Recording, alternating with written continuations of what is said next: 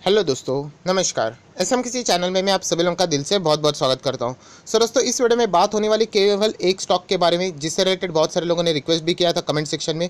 तो कुछ चीज़ें इसी से रिलेटेड हम लोगों को यहाँ पे जाननी है। तो फटाफट से वीडियो को स्टार्ट करते हैं, बट उससे पहले भी जरूर कहना चाहूँगा, फर्स्ट टाइम विजिट किया चैनल को सब्सक्राइब करना, बेल आइकन को हिट करना, तो ऐसी इंटरेस्टिंग वीडियो आपको देखने के लिए मिल जाएंगे। अगर आप चाहो तो फ्री स्टॉक मार्केट क्लासेस को भी यहाँ पे फॉलो कर सकते हो, लिंक ऊपर आई बटन पर या फिर नीचे डिस्क्रिप्शन बॉक्स में मिल जाएगी।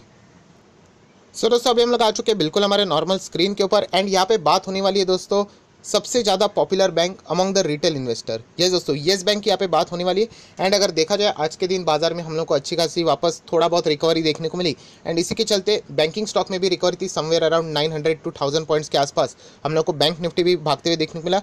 सो येस बैंक में भी हम लोगों को लगभग 1.25% के आसपास की तेज़ी यहाँ पे देखने को मिली है। सबसे ज़्यादा कमेंट्स यही थे कि येस बैंक से रिलेटेड कल की अगर मैं बात करूं दोस्तों, तो एक बुरी खबर भी आई थी। यस दोस्तों, एक बुरी खबर हम लोग को यहाँ पे देखने को मिली थी कि यहाँ पे सेबी ने इनके ऊपर फाइन लगा दिया, एंड इसके बावजूद हम लोगों को यहाँ पे येस बैंक में कोई नेगेटिव रिएक्शन देखने को नहीं मिला। तो इसी से रिलेटेड ये बात मैं आप लोगों को यहाँ पे बताने वाला हूँ, जो कि मैं इससे पहले भी बहुत बार डिस्कस कर चुका हूँ। तो एक काम कर लेते, पहले हम लोग उस खबर के ऊपर आ जाते, बाद में हम लोग वापस यहाँ पे कमबैक कर लेंगे। सो दोस्तों, खबर आप लोगों के सामने यहाँ पे ओपन हो चुकी है, बहुत ही आराम से पढ़ेंगे। जहाँ पे आप लोग देख सकते हैं, security and exchange board of India SEBI has impose a penalty of ₹25 crore on yes bank. उसी के साथ साथ ये पेनल्टी उन्होंने और 3 सीनियर एग्जीक्यूटिव्स के ऊपर भी लगाई हुई है, जो कि यहाँ पे वेल्थ मैनेजमेंट के टीम में हम लोग को देखने को मिलते थे। एंड इनके ऊपर आरोप क्या है? सो दोस्तों, इनके ऊपर आरोप था कि जो कस्टमर है, राइट, इनको वो इन्फ्लुएंस करते थे कि उनका जो फिक्स्ड डिपॉजिट है, एफडी, राइट, उनका जो इन्वेस्टमेंट जो का जो पोजीशन है उसको ऑल्टर किया जाए, चेंज किया जाए। एंड जो 81 बॉन्ड्स है, जो एडिशनल टीयर 1 हम लोग जिसको 81 के नाम से जानते हैं, यहाँ पे लिखा हुआ है बॉन्ड्स, उस रिस्की इंस्ट्रूमेंट में यहाँ पे पैसा लगाने से रिलेटेड ये बातें यहाँ पे होती थी।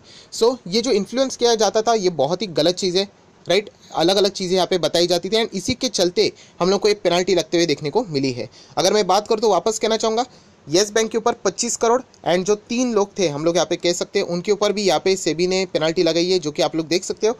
The regulator impose a penalty of 1 crore on Vivek Kanwar करके हैं। एंड उसी के साथ साथ अगर हम लोग बात करें, जो हेड है ऑफ प्राइवेट वेल्थ मैनेजमेंट, जो आशीष एंड जसजीत करके, तो उनके ऊपर 50 लाख की पेनल्टी ईच दोनों के ऊपर यहाँ पे लगाई हुई है। सो ये बात हम लोगों ने देख ली। ऑब्वियसली ये न्यूज़ कैसी है? नेगेटिव न्यूज़ है। बट जैसे मैं आप लोगों को कहता हूँ, येस बैंक से रिलेटेड जितनी भी नेगेटिव न्यूज़ आती है, उसका एक अलग पहलू भी है, जो कि आप लोगों को पता होना चाहिए। मतलब थोड़ा हम लोग आगे बढ़ लेते हैं, थोड़ा सा और जानकारी हासिल करने की कोशिश करते हैं, जिससे कि हम लोगों को ये एग्जैक्टली टॉपिक क्या है वो डिटेल में समझ आएगा। सो आप लोग देख सकते हैं, सेबी ने खुद बोला है कि यहाँ पे उनके पास बहुत सारे कंप्लेंट्स आए थे इन्वेस्टर्स के through in regards of what 81 bond से रिलेटेड, जो येस बैंक ने यहाँ पे इशू किए थे। एंड इसीलिए यहाँ पे सेबी ने क्या किया था, इन्वेस्टिगेशन, आप देख सकते हैं, it said it conducted an investigation and found that 81 bonds of Yes Bank were sold to retail investor between December 1 16 की बात है एंड फेब 29 2020, इसके जो बीच में आप देख सकते हो 1 12 16, राइट। एंड उसी के साथ साथ 29 फेब 20, इसके जो बीच में यहाँ पे जो बॉन्ड्स यहाँ पे बेचे गए हैं इन्वेस्टर्स को येस बैंक के थ्रू, 81 हम लोग यहाँ पे कह सकते हैं, इसमें ये इन्वेस्टिगेशन यहाँ पे किया गया, एंड ये पाया गया कि इसके बीच में दरमियान ये बॉन्ड्स यहाँ पे बेचे गए। आपको समझ में आ रहा है मैं एग्जैक्टली क्या बोलने की कोशिश कर रहा हूँ? दिसंबर 16 से लेकर 20 दोस्तों, ये जो बीच का इसका जो पीरियड है ना, मैक्सिमम पीरियड, ये यहाँ पे जो पुराना मैनेजमेंट था, राणा कपूर एंड उनके अंडर का मैनेजमेंट, वो भी हम लोगों को इसमें इन्वॉल्व होते हुए देखने को मिल रहा था। एंड यही चीज़ मैं इससे पहले भी आप लोगों को बोल चुका हूँ, येस बैंक के ऊपर ऐसे बहुत सारे खबरें आप लोगों को देखने को मिलेगी, जो कि फ्रॉड से रिलेटेड हो सकती है, एलिगेशन से रिलेटेड हो सकती है, केसेस से रिलेटेड हो सकती है।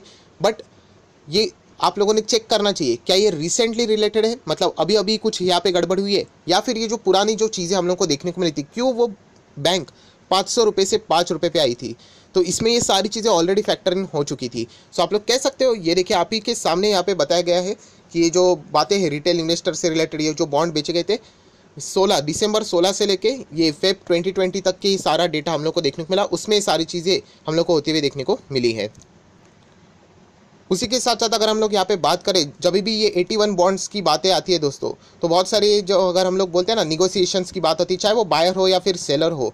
सो यहाँ पे अगर मैं बात करूँ तो लगभग 1300 इंडिविजुअल एज एन इन्वेस्टर हम लोग यहाँ पे कह सकते हैं, इन सारी चीज़ों में हम लोग को मतलब अफेक्ट होते हुए यहाँ पे देखने को मिले हैं, ऐसा भी आप लोग चाहो तो यहाँ पे बोल सकते हो। उसी के साथ साथ अगर हम लोग यहाँ पे बात करें, जो ये 81 बॉन्ड्स हम लोग को यहाँ पे देखने को मिलते थे, राइट, उसको अलग नाम से यहाँ पे रिप्रेजेंट किया जाता था येस बैंक में। एज अ प्रोडक्ट क्या बताया जाता था, उसको सुपर एफडी बताया जा रहा था या फिर एस सेफ एस एफडी ऐसा बोला जाता था, जो कि गलत है। जैसे मैंने आप लोगों को बोला ना, इन्फ्लुएंस किया जाता था, मैनिपुलेट किया जाता था कि वो एक्चुअल में एफडी नहीं है, वो बॉन्ड्स है, एंड बॉन्ड्स के अपने कुछ रिस्क होते हैं, आप सभी लोगों को यहाँ पे पता है।